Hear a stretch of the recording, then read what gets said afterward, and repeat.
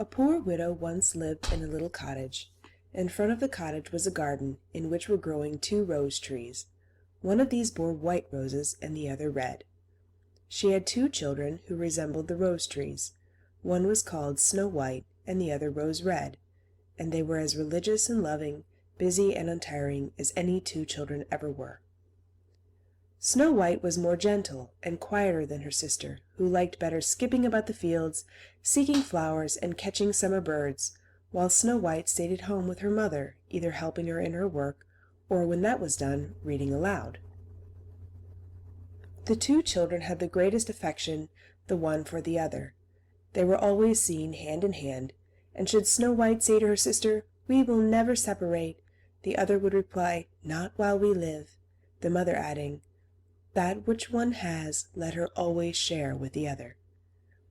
They constantly ran together in the woods, collecting ripe berries, but not a single animal would have injured them, quite the reverse. They all felt the greatest esteem for the young creatures.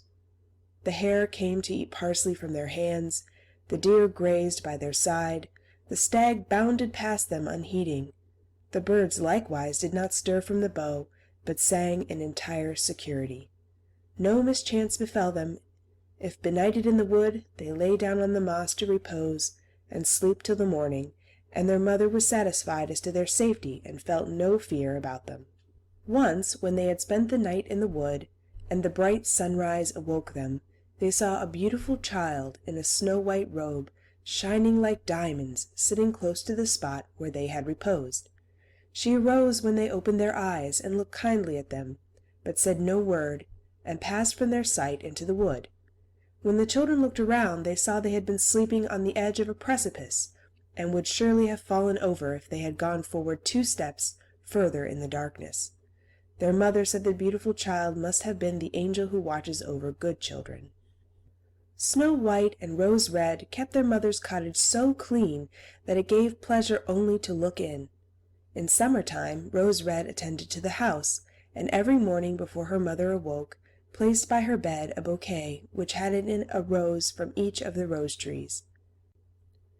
In winter time, Snow White set light to the fire and put on the kettle, after polishing it until it was like gold for brightness.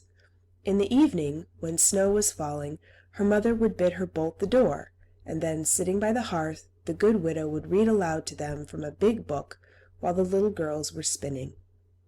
Close by them lay a lamb, and a white pigeon, with its head tucked under its wing, was on a perch behind. One evening, as they were all sitting cosily together like this, there was a knock at the door, as if someone wished to come in. "Make haste, Rose Red," said her mother. "Open the door. It is surely some traveller seeking shelter." Rose Red accordingly pulled back the bolt, expecting to see some poor man, but it was nothing of the kind. It was a bear that thrust its big head in at the open door.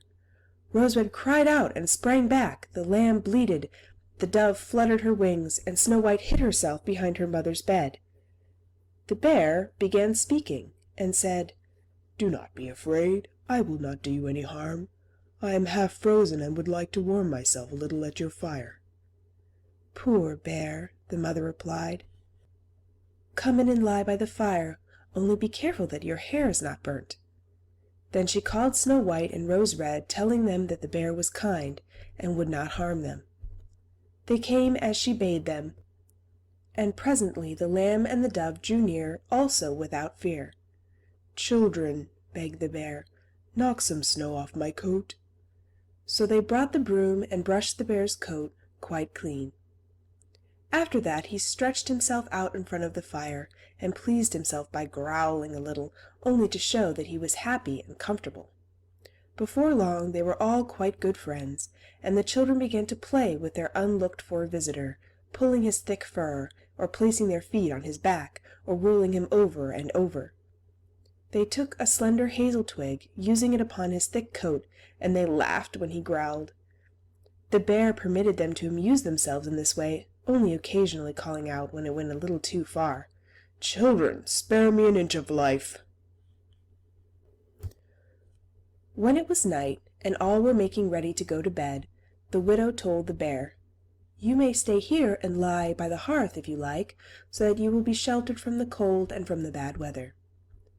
The offer was accepted, but when morning came, as the day broke in the east, the two children let him out, and over the snow he went, back into the wood. After this, every evening at the same time the bear came, lay by the fire, and allowed the children to play with him, so they became quite fond of their curious playmate, and the door was not ever bolted in the evening until he had appeared.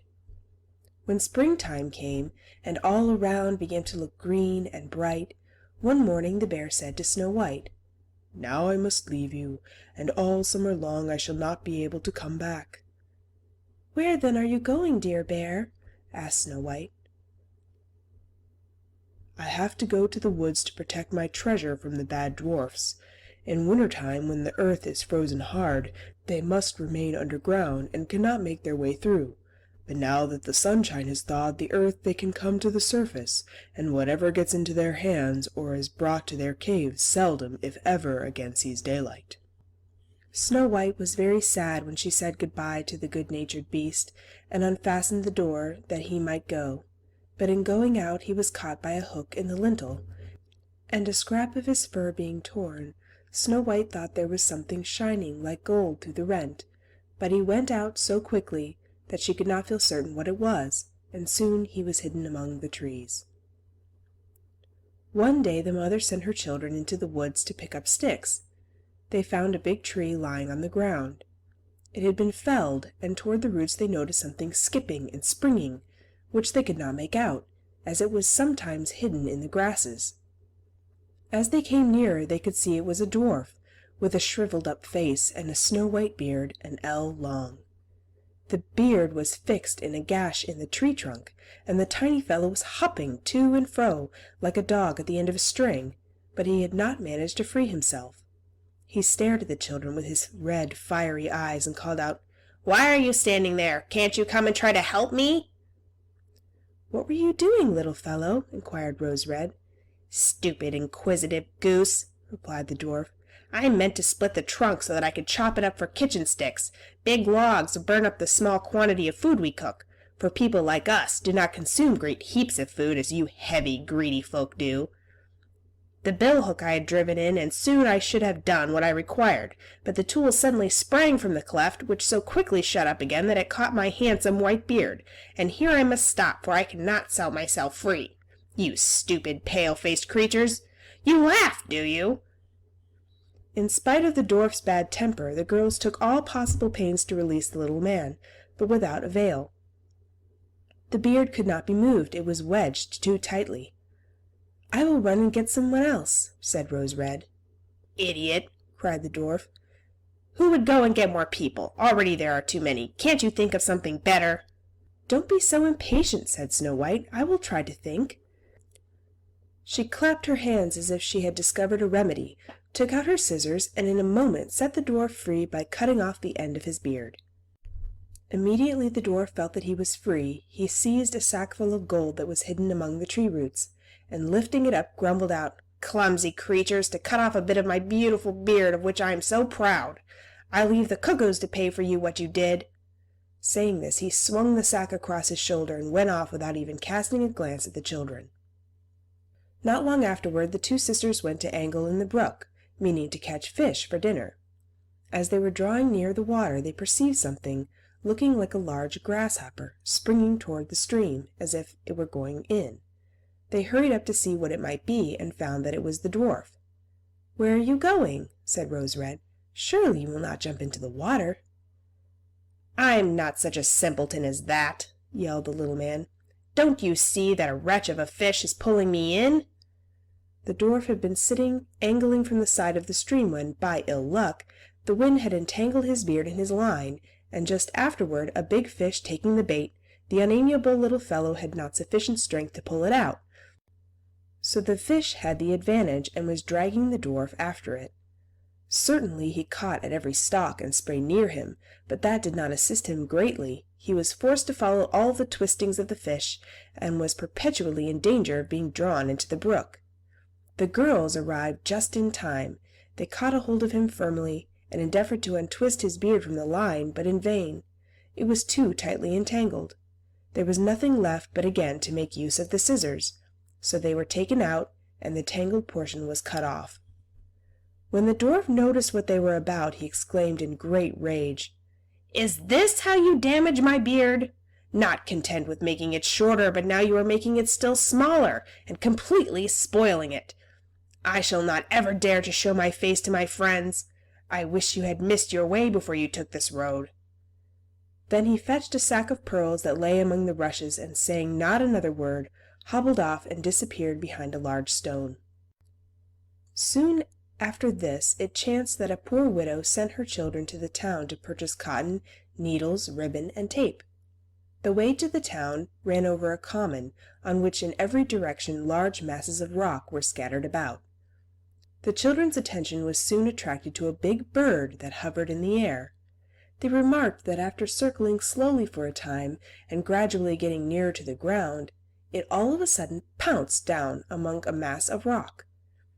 Instantly a heart-rending cry reached their ears, and running quickly to the place, they saw with horror that the eagle had seized their former acquaintance, the dwarf, and was just about to carry him off. The kind children did not hesitate for an instant. They took a firm hold of the little man. They strove so stoutly with the eagle for possession of his contemplated prey that after much rough treatment on both sides, the dwarf was left in the hands of his brave little friends, and the eagle took to flight. As soon as the little man had in some measure recovered from his alarm, his small, squeaky, cracked voice was heard saying, "Couldn't you held me more gently? See my little coat. You have rent and damaged it in a fine manner, you clumsy, officious things." Then he picked up a sack of jewels and slipped out of sight behind a piece of rock. The maidens by this time were quite used to his ungrateful, ungracious ways, so they took no notice of it, but went on their way, made their purchases, and then were ready to return to their happy home. On their way back, suddenly, once more they ran across their dwarf friend. Upon a clear space he had turned out his sack of jewels, so that he could count and admire them, for he had not imagined that anybody would at so late an hour be coming across the common. The setting sun was shining upon the bright stones, and their changing hues and sparkling rays caused the children to pause to admire them also. "What are you gazing at?" cried the dwarf, at the same time becoming red with rage. "And what are you standing there for, making ugly faces?"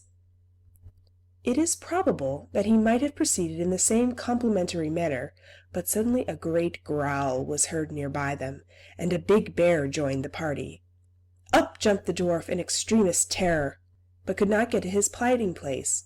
The bear was too close to him, so he cried out in evident anguish, "Dear Mr. Bear, forgive me, I pray. I will render to you all my treasure. Just see those precious stones lying there. Grant me my life. What would you do with such an insignificant little fellow? You would not notice me between your teeth. See, though, those two children, they would be delicate morsels, are as plump as partridges. I beg of you to take them, good Mr. Bear, and let me go." But the bear would not be moved by his speeches. He gave the ill-disposed creature a blow with his paw, and he lay lifeless on the ground.